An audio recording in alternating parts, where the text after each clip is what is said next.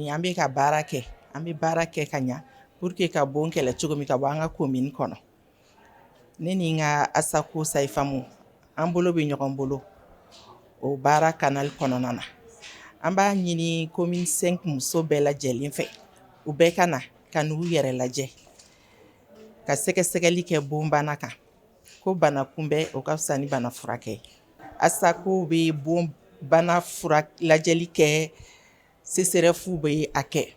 ni u taara Asako la ni Asako y'u lajɛ ni baara min tɛ se ka kɛ yen nɔ u b'u bila ka na dɔgɔtɔrɔsoba la anw fɛ yen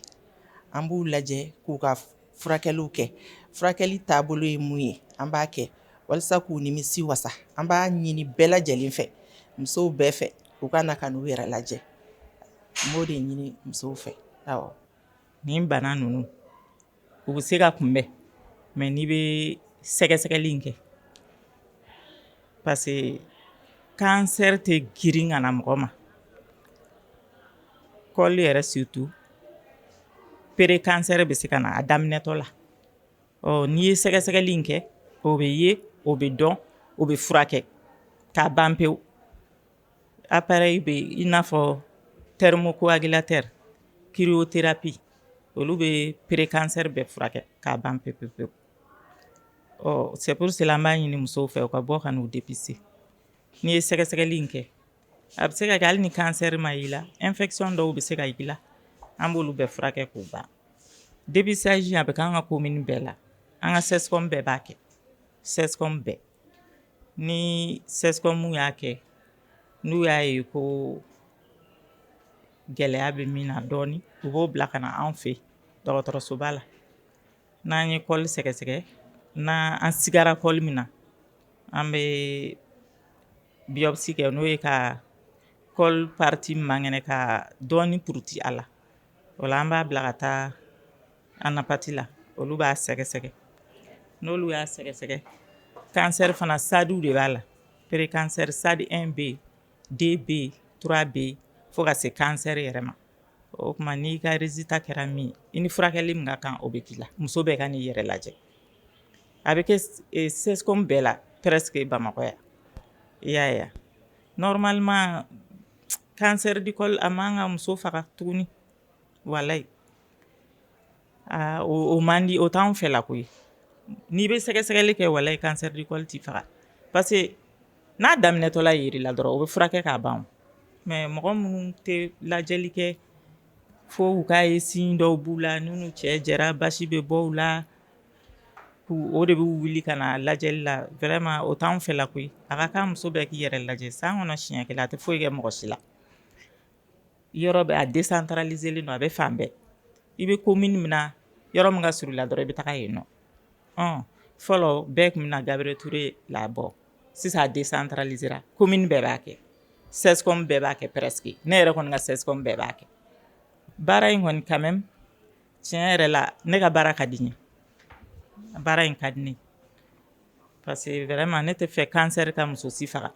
si ni col la walayi a man di n ye quoi ni ne yɛrɛ ye cancer ye don min na dɔrɔn vraiment n b'o tile bɛɛ kɛ n fari bɛ faga parce que n muso ɲɔgɔn de don quoi a man di n ye an ka professeur ba yɛrɛ n'o ye Tegete ye a cɛ sirilen don kojugu courage b'a la nin baara in na kojugu n'i y'a ye anw bɛɛ bɛ nin kɛ ale de ye courage don an bɛɛ la vraiment wa an bɛɛ b'a kɔ an bɛ dugawu kɛ a n'a ka équipe n'o ye an bɛɛ lajɛlen ala ka si ni kɛnɛya d'an ma halisa ala ka baara in courage don an na CSRF commune 3 la ne de bɛ dépistage kɛ CSRF la mais an ka Asako fana b'a kɛ n'o y'an ka dɔgɔtɔrɔso misɛnninw olu bɛɛ fana bɛ dépistage kɛ pour que u bɛɛ ka na ni kɛnɛya ye population ma ayiwa an kɔni an b'a fɛ musow ka bɔ minnu ma deli ka taa dépistage la u k'u gɛlɛya u ka taa ka t'u yɛrɛ lajɛ komi a bɛ fɔ bamanankan na cogo min janto n yɛrɛ la o kɔrɔcogo o ka ɲi boli kun b'a la a ka fisa n sen ka di ni mɔgɔ min taar'i yɛrɛ sɛgɛsɛgɛ i bɛ kisi cancer ma ni cancer bɛ minnu fana na a kɛra u wolonugu ye a kɛra u si ye a bɛ se ka kɛ i bɛ kisi i bɛ furakɛ furakɛliw b'an bɛɛ ka niveau la a bɛ CSRF la n'a bɛ CSCOM na CSCOM yɛrɛ n'olu y'a ye yɔrɔ min n'o o ma u diya u b'u bila ka na CSREF la. An kɔni an bɛ foli kɛ professeur Tegete ale min kɛra sababu ɲuman ye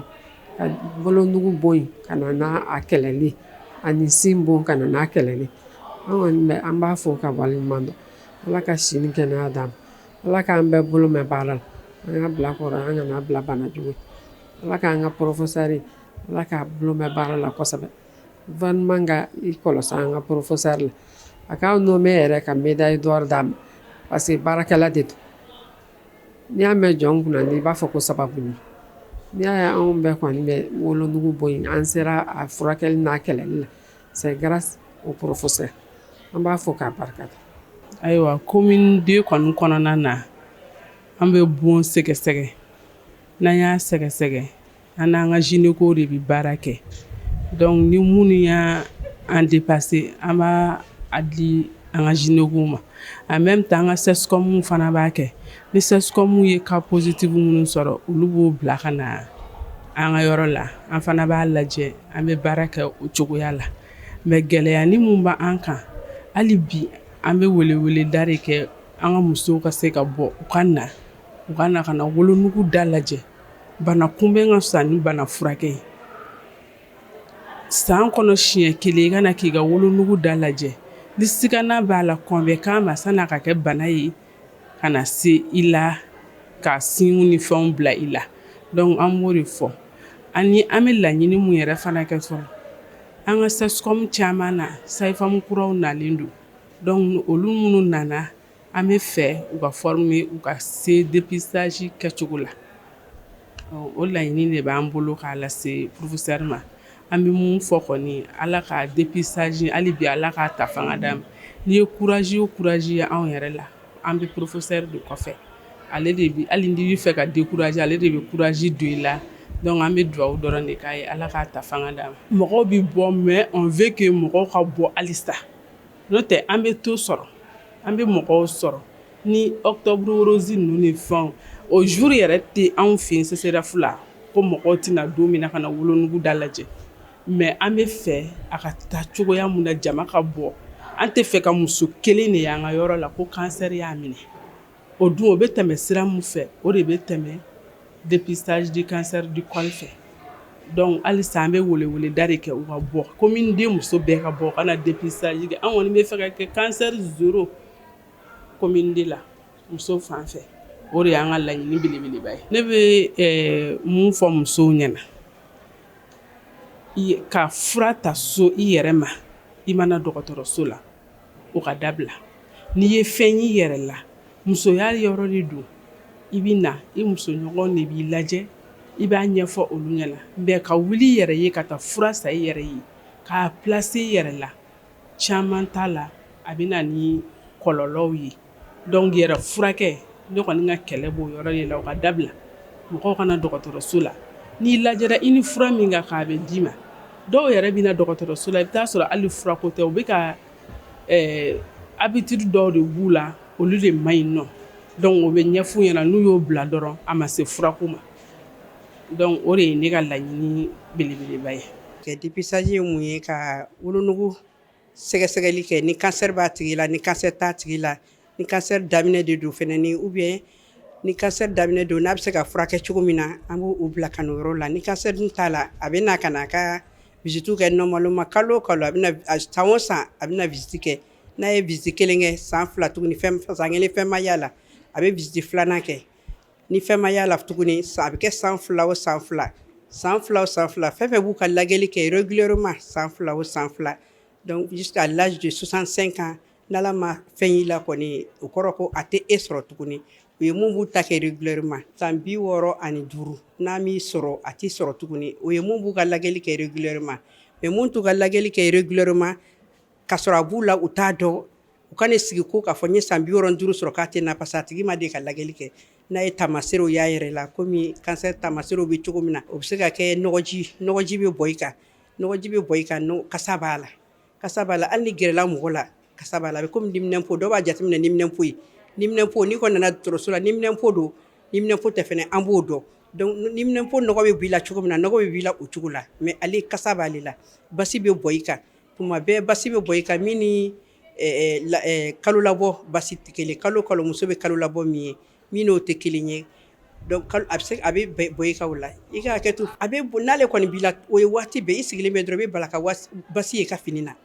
min kalo labɔ waati o ye kalo kalo bɛ se ka tile 3 tile 4 tile 5 kɛ o bɛ jɔ kalo wɛrɛ tuguni i b'a ye o cogo la mais ni na i sigilen bɛ dɔrɔn i bɛ bala ka kalo labɔ ye basi bɔnkan fana bɛ se ka kɛ waati min fana na mɔgɔ la ni cɛ furumukɛ ni a bɛ furu bato la n'aw tilala dɔrɔn i bɛ basi de bɛ na ka bɔ muso la i y'a faamuya donc o y'a taamasere a bɛ se ka kɔnɔdimi gɛlɛnw kɛ mɔgɔ la barakɔ la dimi kɛrɛ dimi ninnu o y'a ye ni a taara ɲɛfɛ n'a ma taa ɲɛfɛ a taamasere ninnu ye nɔgɔji bɔ ninnu bɛ k'i la ani basi bɔnkan ninnu bɛ kɛ mɔgɔ la a bɛ se ka kɛ fɛnɛ i ka furubato fɛnɛ ni kɔnɔna na a bɛ se ka kɛ fɛnɛ ni furubato bɛ digi la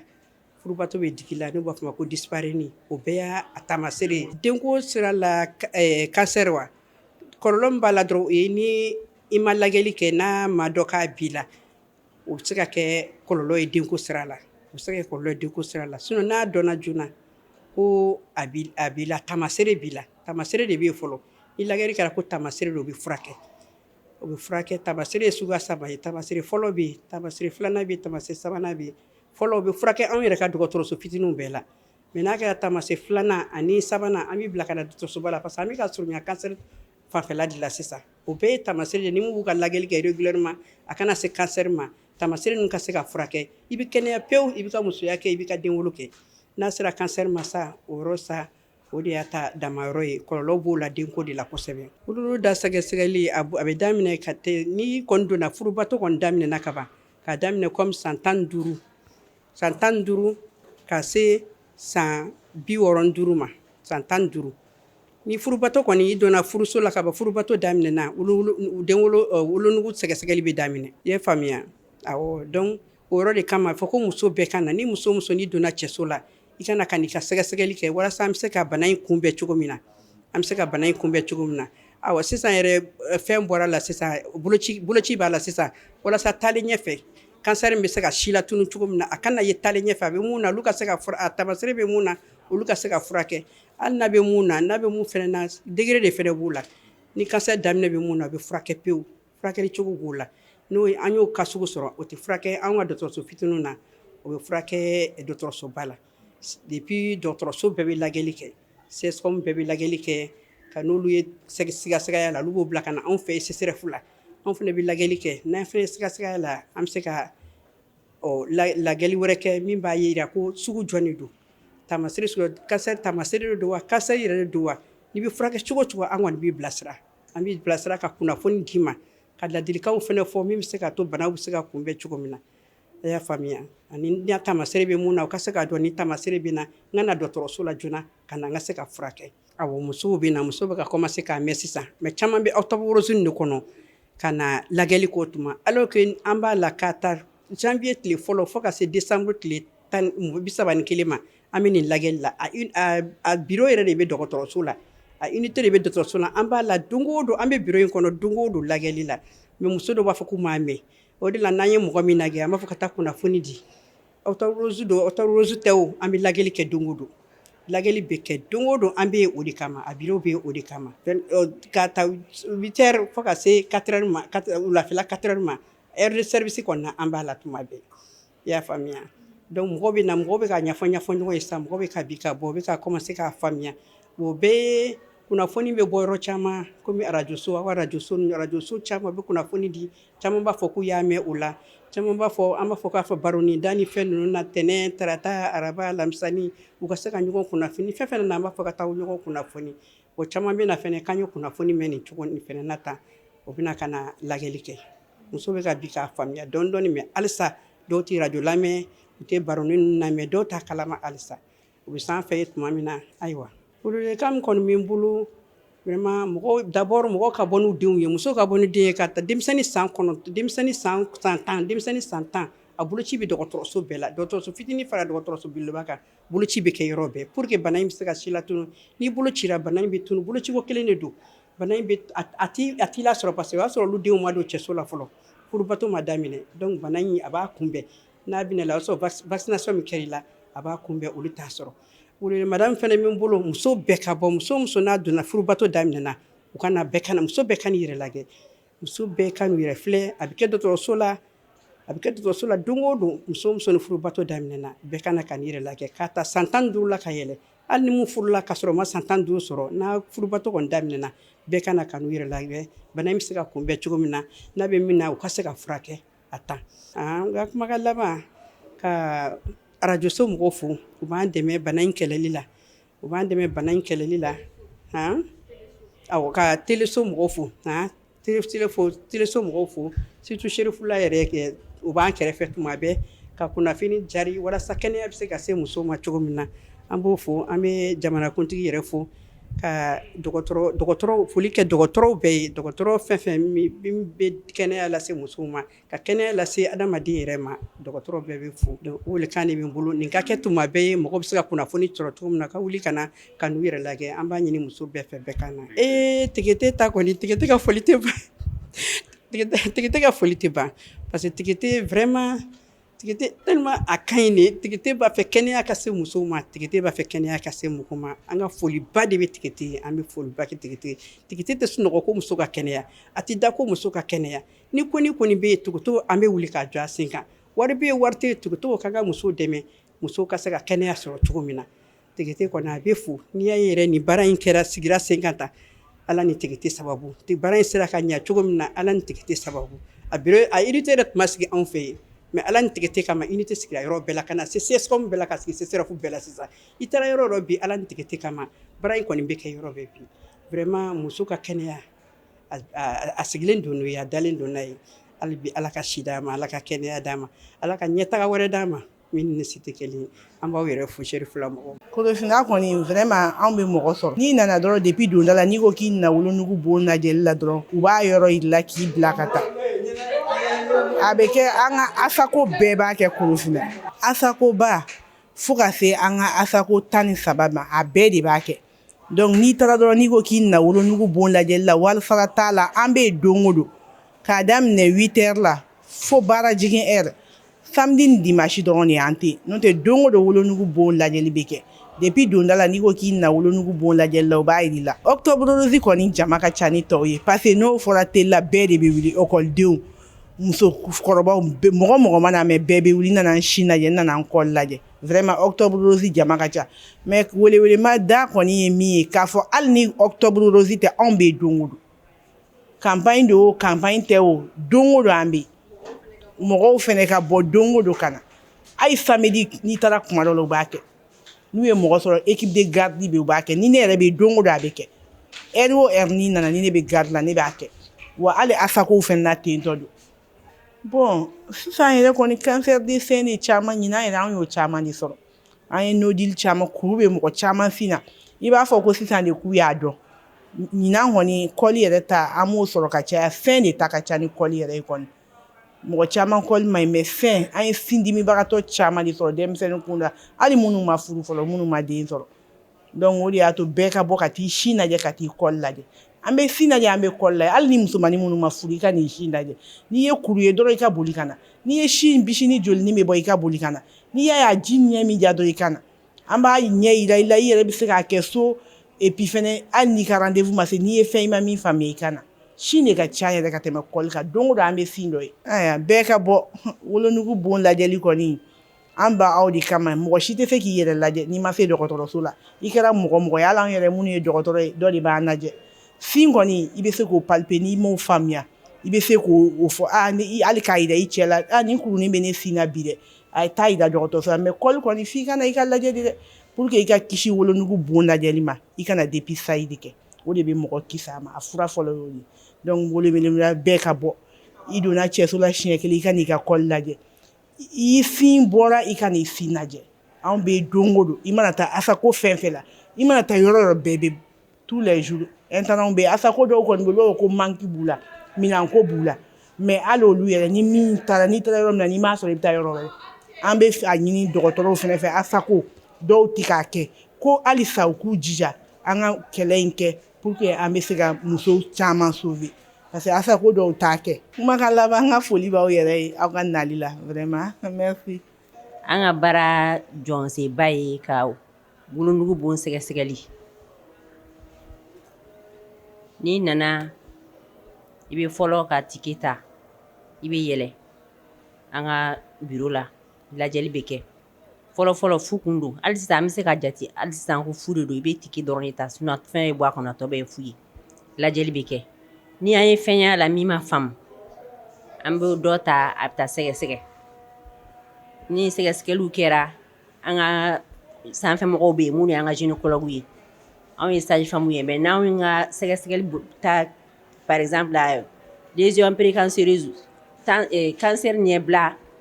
n'o yera mɔgɔ minnu na sisan an b'a a passe an ka gynécologue ma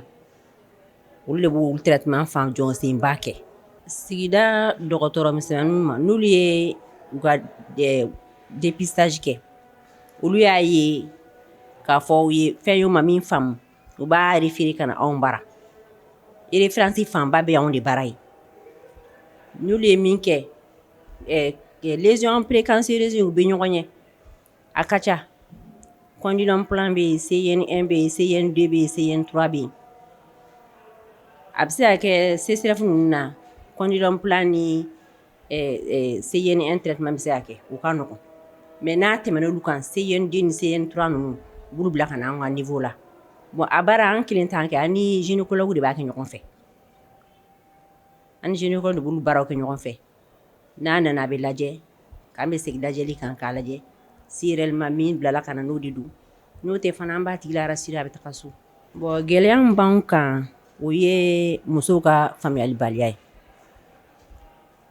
fɔlɔ an bɛ campagne kɛ fu falaki an bɛ jigin ka taa jɔ da la ka musow deli de u deli a ye na an bɛ sɛgɛsɛgɛli kɛ fu an b'u deli de a ye na an bɛ sɛgɛsɛgɛli kɛ fu caman de bɛ yen mun t'a faamuya mais mun bɛ faamuyali kɛ o bɛ na o bɛ lajɛ ni fɛn yer'i la i bɛ furakɛ ni fɛn ma yer'i la fana i hakili bɛ lasigi i ɲuman bɛ don i ka so bana kunbɛn ka fisa ni bana furakɛ mais i b'a par exemple i muso 100 ta min bɛ sɔn ka lajɛ k'a sɔrɔ mankan ma bɔ a la o bɛ kɛ ɲɔgɔn 10 ɲɔgɔn a tɔ bɛ fɔ a ye nana mɔgɔ la i lamɛn o kama an ka tila denw la ka ban an tɛ lajɛli kɛ bilen a bɛ ka kulu yɛrɛ de kama fo mɔgɔw k'o faamu kosɛbɛ kosɛbɛ an bɛ yan wuli ka bila la ni an taara jɔ da la ka taa aw deli ka kuma ɲɛfɔ aw ɲɛna ni bana in de bɛ yen sisan a ye na an bɛ lajɛli kɛ fu a bɛ tɛmɛ o kan ni gɛlɛya ko tɛ a kan ka na ka na o lajɛli ka kɛ a b'a fɔ nin tɛ kun bɔ nin tɛ kun bɔ o mana fara ɲɔgɔn bɛ kɛ kunba kelen i kan ka wari bɔ ko min na i welela ka na i ka lajɛ ni lajɛli fana kɛra ni basi yer'i la o bɛ kunbɛn ni basi ma yer'i la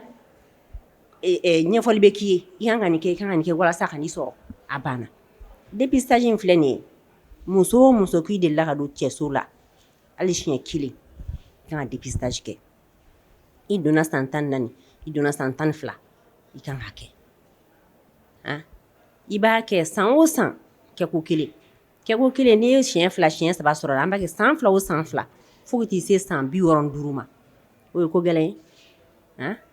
faamuyalibaliya dɔrɔn de don an b'a 2 bɛɛ de kɛ ɲɔgɔn fɛ n'i nana wolonugu bon lajɛli la an bɛ sin bon fana an bɛ sin fana palper k'a lajɛ sin bon fɛn kelen bɛ i kisi o ma o de ye ka to k'i sin palper k'a lajɛ sinon k'a fɔ ko i bɛ fura de ta k'a kunbɛn o si tɛ ka to k'i sin palper chaque mois hali n'a kɛra siɲɛ kelen n'i tilala laada la i bɛ se k'a palper siɲɛ kelen an ka routine fana na muso minnu sera san 50 ma an bɛ mamo d'olu ma n'u na dépistage la sisan an bɛ mamo d'olu ma a bɛ se ka kɛ san o san i b'a kɛ siɲɛ kelen a banna o de bɛ se k'i kisi sin lajɛli la bi in na a bɛ ka taa dɛ ni Gabriel Ture yɛrɛ tɛ dɛ sisan togodalamuso caman de n'a bira o bɛ se na kuma o y'a sɔrɔ a ko janfara togodalamuso u tɛ sɔn ka lajɛli kɛ a temps u b'a fɔ an kɔrɔla an tɛ denw la bilen wa bana min don a bɛ yɔrɔ min na yɔrɔ dogolen don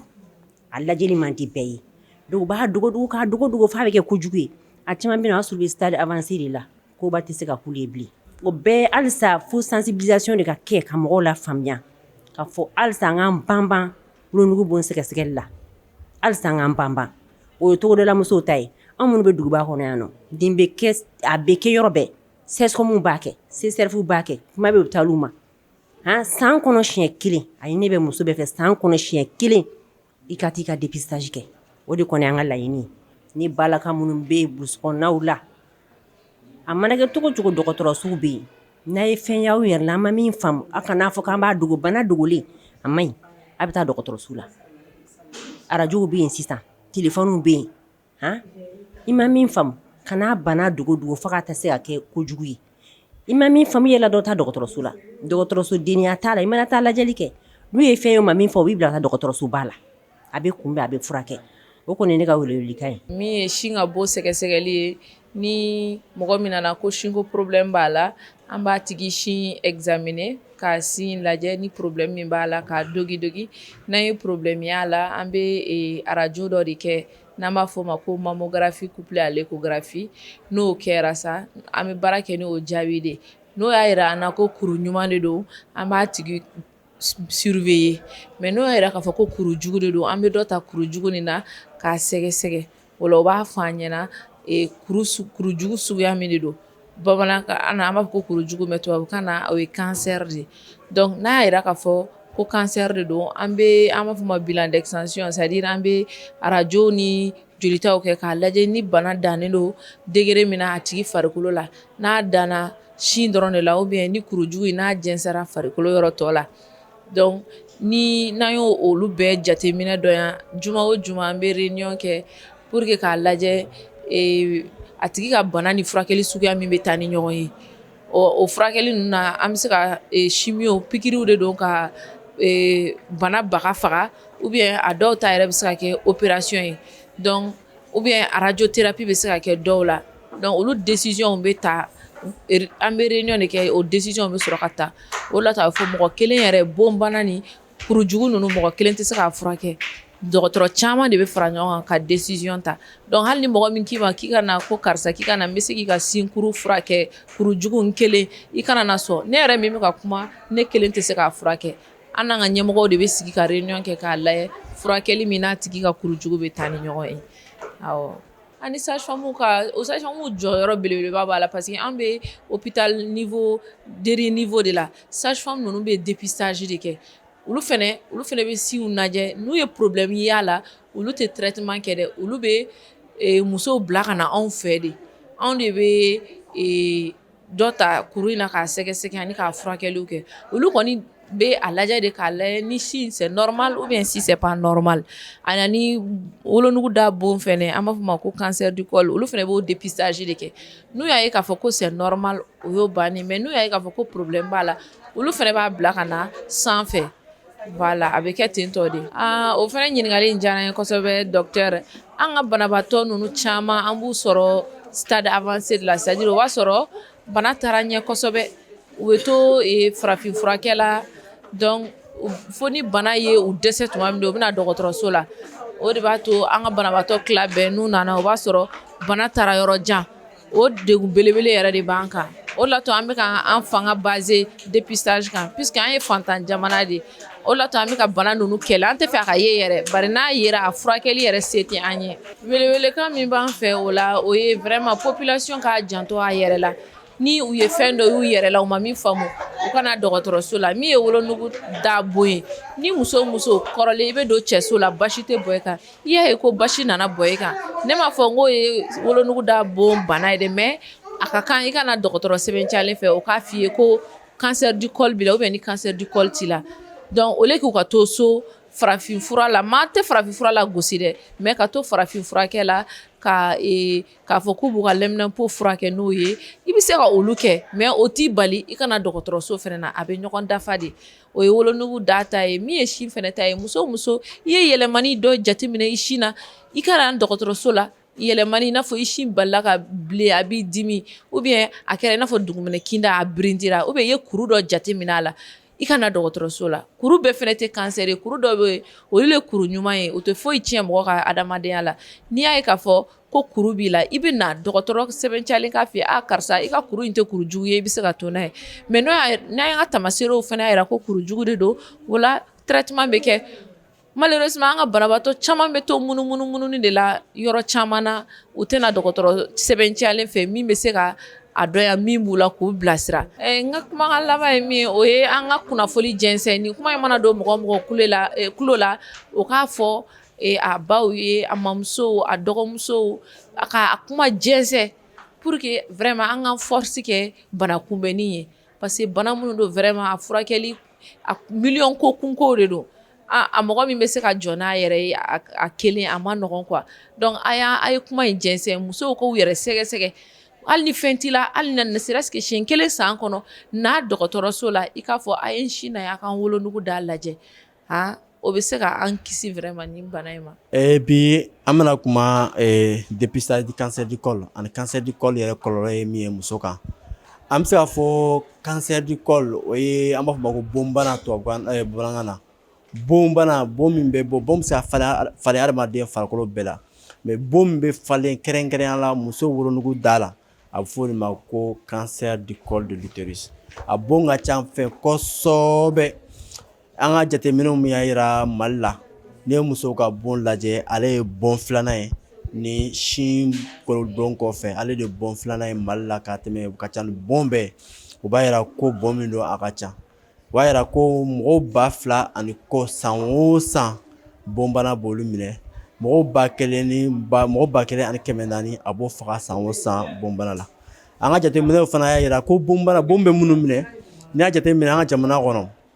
n'i y'a ta ni mɔgɔ 100 nana i t'a sɔrɔ mɔgɔ 80 na kuma o b'a sɔrɔ u ka bon sera yɔrɔ la yɔrɔ min na ni furakɛli bɛ gɛlɛya kosɛbɛ o b'a yira ko opéreli ni fɛn tɛmɛna fo a t'i ka furakɛli wɛrɛ de kɛ pour que a t'i ka se ka kɛnɛya o de kama an ye fɛɛrɛ kɛ pour que ka wolonugu da bon sɛgɛsɛgɛli boloda parce que bana min don a bɛ kunbɛn parce que sɛgɛsɛgɛli ye mun ye sɛgɛsɛgɛli bɛ kɛ bana min na bana min n'an b'a dɔn k'an bɛ se ka kunbɛn n'an y'a kunbɛn cogo b'a la n'a yera fana n'a bɛ se ka furakɛ joona ka sɔrɔ a ma se bana ye ou bien n'a ma se complet a ma taa yɔrɔ jan o bana ninnu de bɛ sɛgɛsɛgɛ kosɛbɛ donc o sɛgɛsɛgɛ bana ninnu na an y'a dɔn wolonugu da bon sɛgɛsɛgɛli o b'a la an b'o kɛ Mali la bon bɛ se ka sɛgɛsɛgɛli Bamakɔ yan an ye projet dayɛlɛ an b'a fɔ ko weekend 70 a mɛnna depuis san 2016 kɔnɔna na o kɛra sababu ye an ye caman bɔ bon bana la mais a ma ban dɛ halisa a ka ca kosɛbɛ bon bana ka ca Mali la kosɛbɛ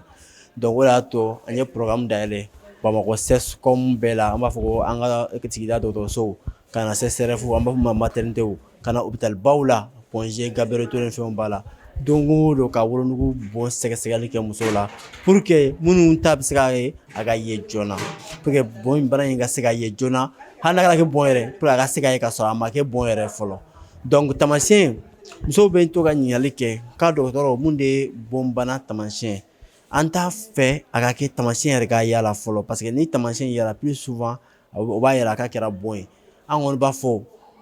taamasiyɛnw dɔ b'a la mais an t'a fɛ a ka se olu ma min ka ɲi muso kana a yɛrɛ sɛgɛsɛgɛ ka sɔrɔ foyi t'a la a fɔ o yɛrɛ de ko tɔgɔ ko dépistage parce que dépistage bɛ kɛ waati min na ka sɔrɔ i farikolo degun foyi t'i kan i bɛ wuli ka na dɔgɔtɔrɔso la k'i yɛrɛ sɛgɛsɛgɛ k'a yɛrɛ lajɛ k'i yɛrɛ lajɛ i ka lajɛli kɔnɔna na dɔgɔtɔrɔw bɛ fɛn caman kɛ a bɛ daminɛ ɲininkaliw la k'i furula wagati min na i ye den hakɛ minnu sɔrɔ o ɲininkali caman bɛ k'i la parce que olu bɛɛ ye facteurs de minnu bɛ kɛ sababu ye n'a bɛ bon bana teliya mais bon bana fɛn dɔ de b'a bila mɔgɔ la an b'a fɔ ko banakisɛ virus dɔ de don an b'a fɔ an ka tubabukan na ko VPH virus HPV dɔw b'a fɔ angilɛw b'a fɔ ko HPV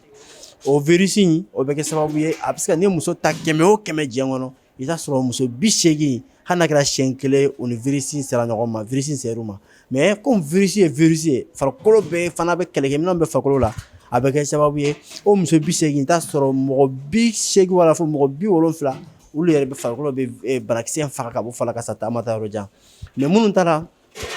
ne farikolo fɛgɛyalen don an b'a fɔ an ka tubabukan na ko le cofacteur o cofacteur de bɛ kɛ sababu ye banakisɛ in bɛ to musoya kɔnɔna na a bɛ yɛrɛkɛ a bɛ kɛ sababu ye a bɛ jolimisɛnninw bɛ wolonugu da la n'a ye jolimisɛnninw bɔ wolonugu da la o jolimisɛnninw de bɛ taa k'a kɔgɔ fo bɛ kɛ cancer ye o b'a yira ko bana min don a bɛ se ka kunbɛn ni mɔgɔ min yera waati min na ni infection an b'a fɔ ko a infection a jolimisɛnninw bɛ wolonugu la waati min na n'i yera o waati la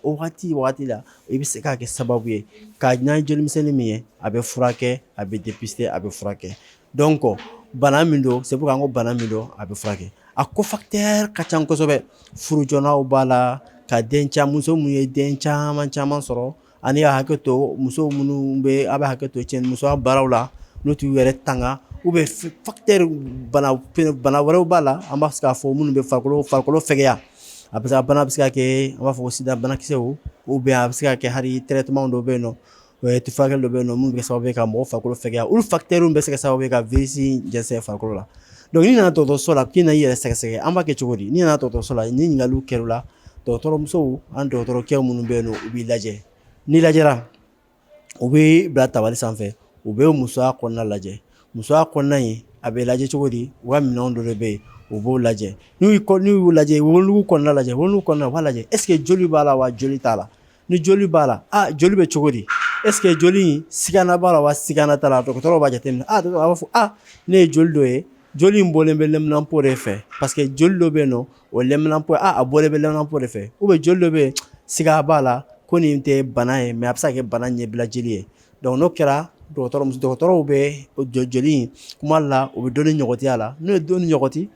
o de bɛ taa sɛgɛsɛgɛ k'a yira laboratoire ka yira est ce que joli min an ye min ta bana sugu jumɛn don est ce que lɛminanpo gansan don wa jeli gansan don wa bana ɲɛbila jeli cancer ɲɛbila jeli don wa ou bien cancer jeli yɛrɛ don donc furakɛli bɛɛ bɛ dépend o de la ni lajɛli kɛra sisan n'o bɛɛ kɛra ni dɔgɔtɔrɔ ye jaabi sɔrɔ ko jeli min filɛ nin an balimamuso in na cancer ɲɛbila jeli don a dɔw bɛ yen nɔ an bɛ muso hakili sigi fɔlɔ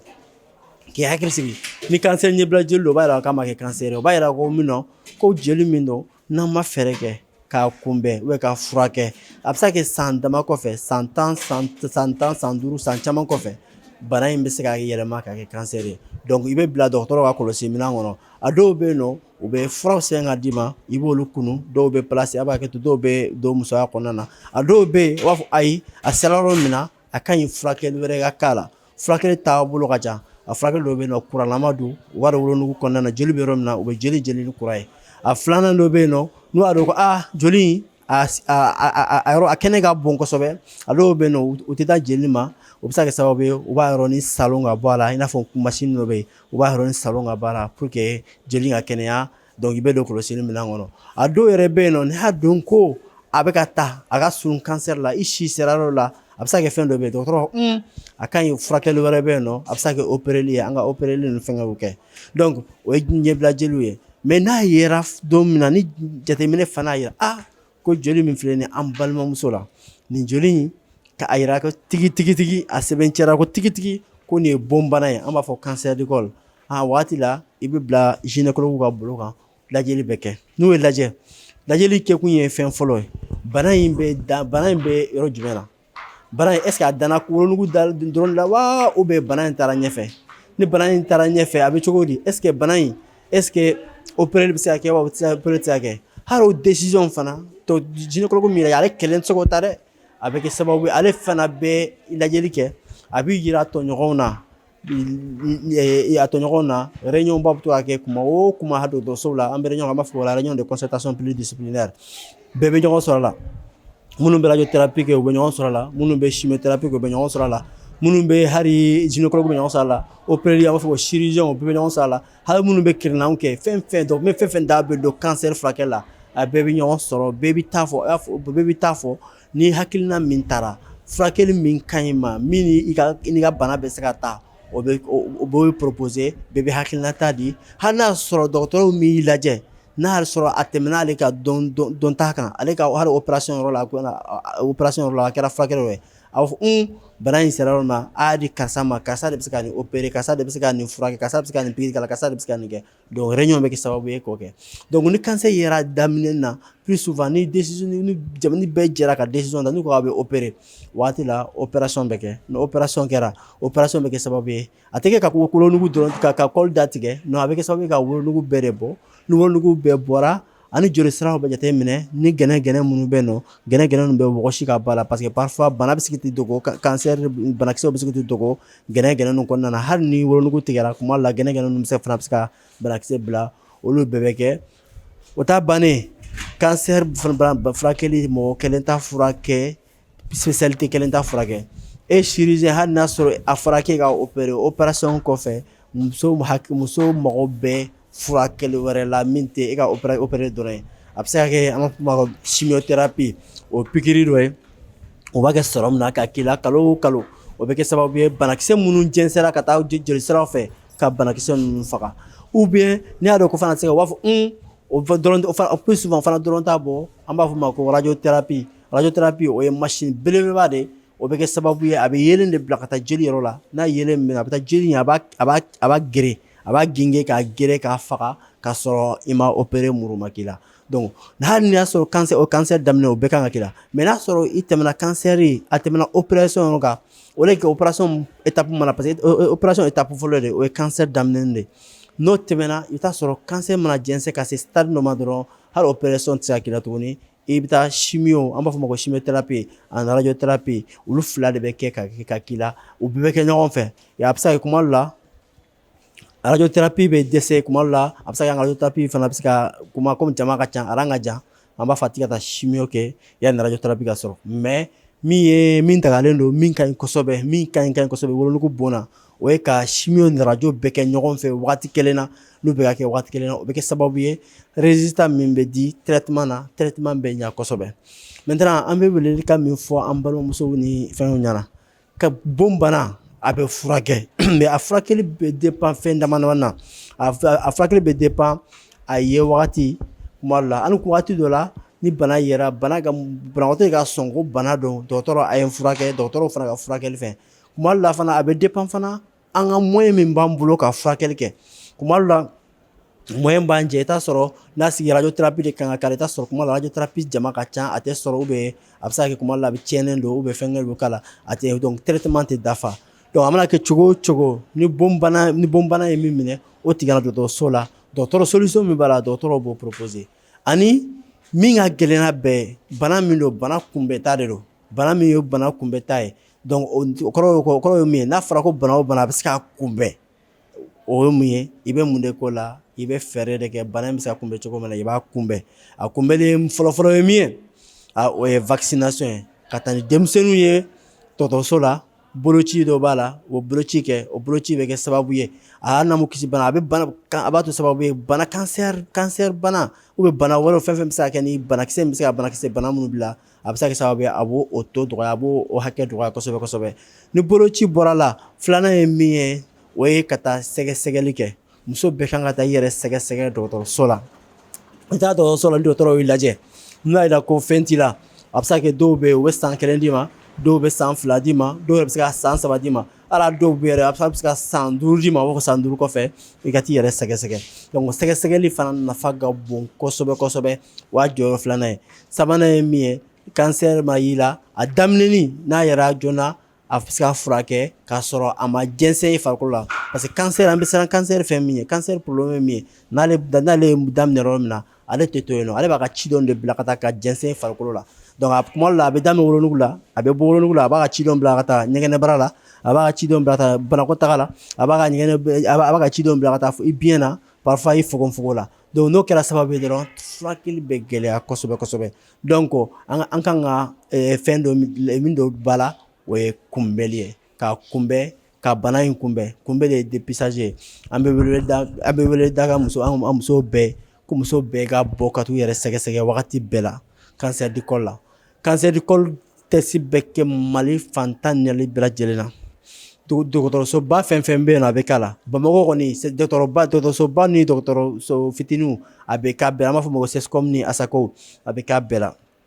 a bɛ se ka an ka tɔgɔladiya ninnu na an ka dugu fɛn ninnu na a bɛ se ka kɛ kuma dɔ la a tɛ kɛ dɔgɔtɔrɔso fitininw na mais u ka dɔgɔtɔrɔsoba minnu b'u ka fɛnw na a bɛ k'olu bɛɛ la wagati o wagati n'o t'an sɔrɔ muso bɛɛ lajɛlen dépistage in bɛ daminɛ an fɛ yan Mali la a bɛ daminɛ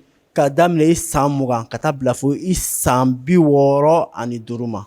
san 20 ka taa bila san 65 Malidenw la mais diɲɛ mɔgɔw ye diɲɛ tɔnba min bɛ fɔ ko OMS olu ko k'a daminɛ san 25 ka taa bila san 65 ma waaye parce que an ka jamana kɔnɔ an y'a jateminɛ furu joona ka ca kuma la parce que i t'a sɔrɔ olu fɛ caman cɛmusoya bɛ daminɛ san 18 san 20 an fɛ yan i t'a sɔrɔ musow bɛ yen u bɛ furu kɛ depuis san 14 san 13 donc o y'a to an ka jamana an y'a jateminɛ k'an ka daminɛ joona parce que an fɛ musow bɛ furu joona o de y'a to an y'a daminɛ san 20 na ka taa bila san 20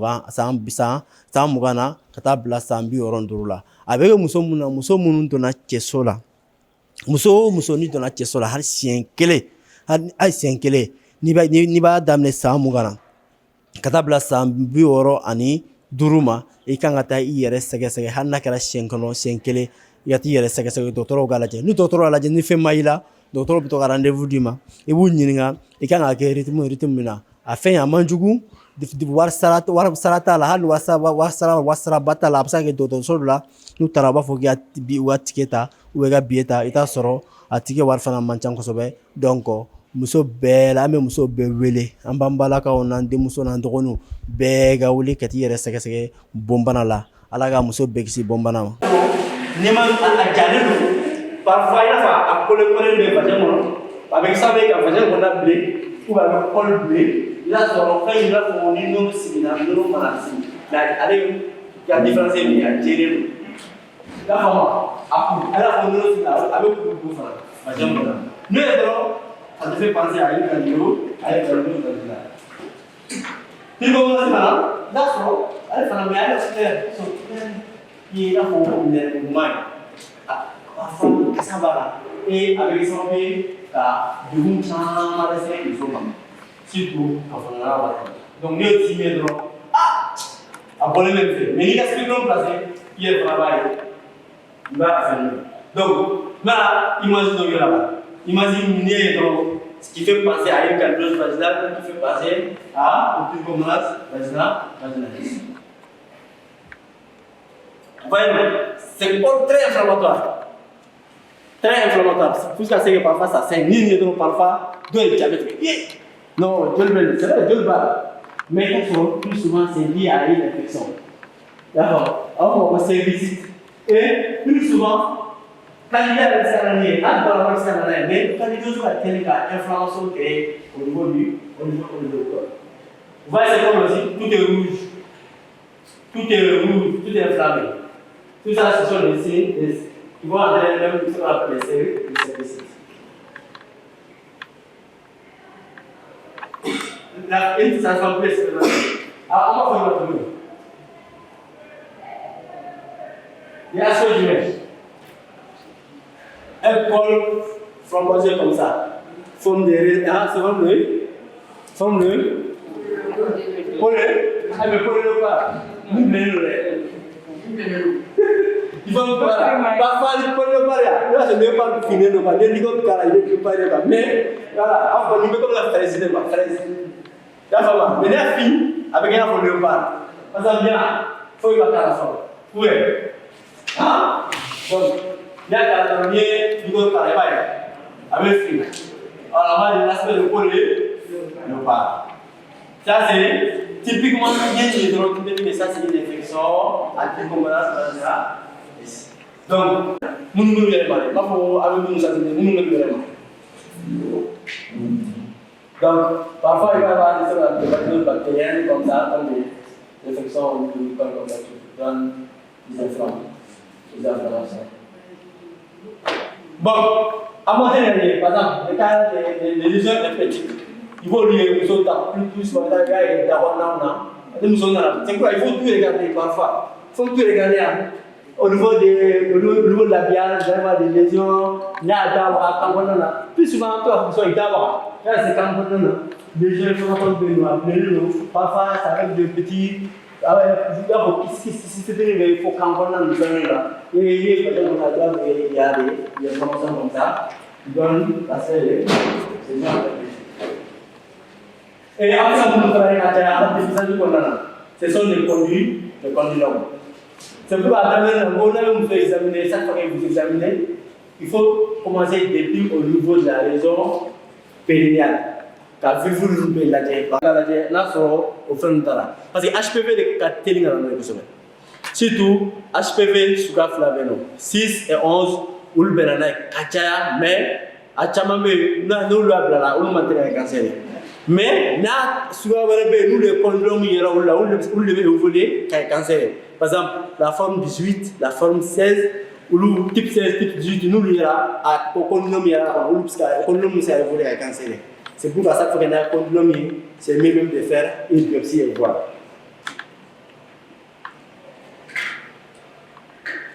Voilà. Vous voyez, quand il y a une besoin ici, on appelle ça une saison de condom à a fait il a fait de oui col central. Ah, c'est comme un cas positif parce que HPV fait le ni acide kala avec gel avec diamant ni le kala Aaron Begay Junior. Donc ça donne un test positif. Vous voyez le corps ici, il met le condom de là. C'est donc maintenant parfois ici c'est bien avancé comme ça avec le type d'HPV associé à l'embarras ou si c'est associé à l'infection HPV. Là, il faut faire l'eau ou l'eau à Pondana. Les petits kystes, avec les petits niveaux, il y a beaucoup de lésions. Et ça va être difficile parfois qu'il y ait une biopsie. Mais on a créé la flemme, nous avons son col de zone de transformation qu'on a à bout de biopsie pour amener à l'anapathie. Ça, c'est l'une des problèmes. Voilà, des condylomes encore.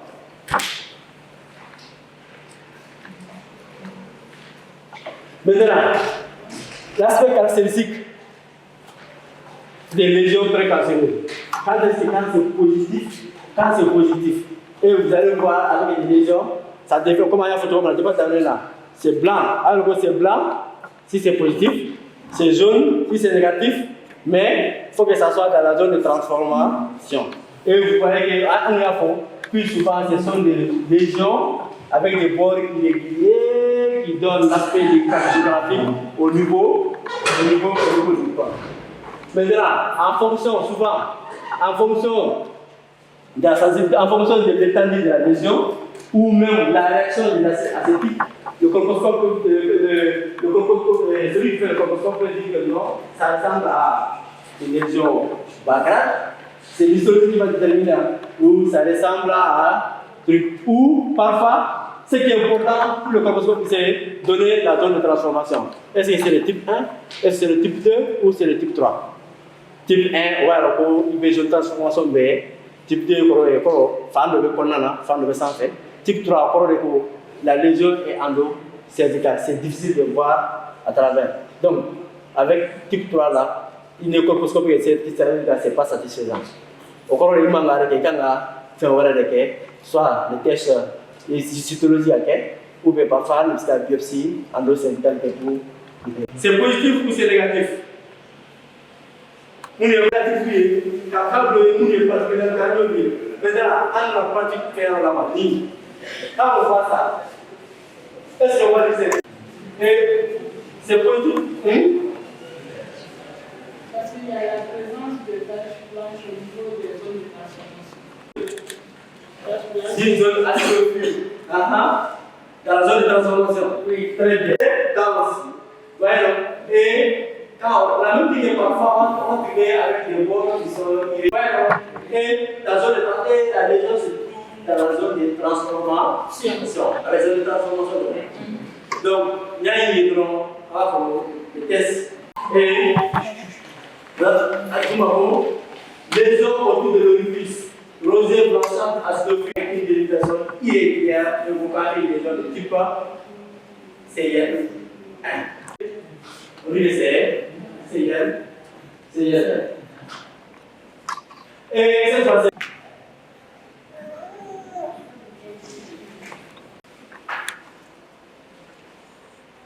la personne, oui, voilà. Tu peux? Ok. Ok. Nous avons pris la zone de ok. Donc, la zone de transformation des zones est effectivement exo au niveau de l'osocole. Ici, à la zone B, il y a franchement de faire quoi. Il y a vraiment. La zone de transformation oui, des zones. Il y a les zones d'acidophilie. Mais quand vous voyez à l'intérieur, ici, parce que il y a des zones de transformation. D'accord. Donc, c'est là où c'est blanc. Quand on a mis le bidon, ça donne une coloration jaune or. Donc, c'est positif et c'est. Il arrive souvent qu'on peut avoir des zones mosaïques comme ça. Il y a sous forme de petites graines comme ça. Mais acide carbonique, ça devient plus dense. Avec parfois avec Et parfois, ce n'est pas seulement dû à la taille de la lésion, mais dans son leadership d'organisme, fait la défense là. Soit, à ce moment-là, il y a un type 2, à ce moment-là, il faire comme ça, à donner, et parfois, on peut trouver des petites lésions. Parfois, il y a des personnes à l'intérieur de la zone qui est blanche là, vous allez trouver des lésions vasculaires anormales. Ou parfois des petits saignements à l'intérieur. Quand vous voyez ça à la colposcopie, vous dites, ça ressemble à une dysplasie de bocage. Quand il dysplasie de bocage là, ça c'est un 1, ça c'est un 2. Mais est-ce à confirmer? C'est l'histologie qui va confirmer. Donc, ça veut dire que la biopsie est intense, c'est plus blanc. En plus, quand vous regardez à l'intérieur, ici, c'est des niveaux, vous allez faire plus par rapport à ce niveau. Et quand on a fait la biopsie, on parle de CIN. Vous voyez ici, il y a une zone qui est rouge, parfois des lésions vasculaires qui donnent l'aspect de l'harmonisation. Zone de transformation. Aka bikini jam parce que mɔgɔ dɔw bila n'an m'a yira cɛ u t'a faamu voilà une de transformation ye fo yan nege comme ça ka jigin ka na halisa yan nɔ wala dugumala de sanfɛla de bɛ ka dilan joona mais problème ye min ye sisan aw ye nin jɛman dɔ la ta o ni nin jɛman in tɛ kelen ye n'est-ce pas? Jɛman filɛ sanfɛ tan min tun ye extropion de ye zone de transformation daminɛna kɔnɔ mais sisan épithélium dilanna k'a ko ɲuman quoi mais épithélium min ma kɔkɔ de ka kɛ ko min a o de la ma kɛ bileman ye fɔlɔ quoi a bɛ acide dɔɔni fixé mais n'i tɛ positifié métaplasie de ye nin a ye fɛn fixé sisan nin yɔrɔ in dɛ nin yɔrɔ min filɛ nin ye tan voilà lésion bɛ vidéo. Fo a ka ninnu bɔ ɲɔgɔn na kosɛbɛ n'o tɛ dépistage qualité tɛ ɲɛ a fɛ kan ani a ye infection ninnu traité yira aw la aw ka syndromique aw ka se k'u dɔn aw k'a ka dɔn ni infection ye candida de ni infection ye vaginosis de ni infection ye trichomonas de nin bɛ sɔrɔ gonorrhée yɛrɛ de est ce que ma cɛ falen sisan o tɛ yan. A y'a faamu wa? D'accord. Jɔn bɛ ka demande yan fɛ? Yɔrɔ min extropion ye épithélium la ko ɲuman mais encore acide b'a fixé dɔɔni o de b'a kɛ jɛman ye dɔɔni.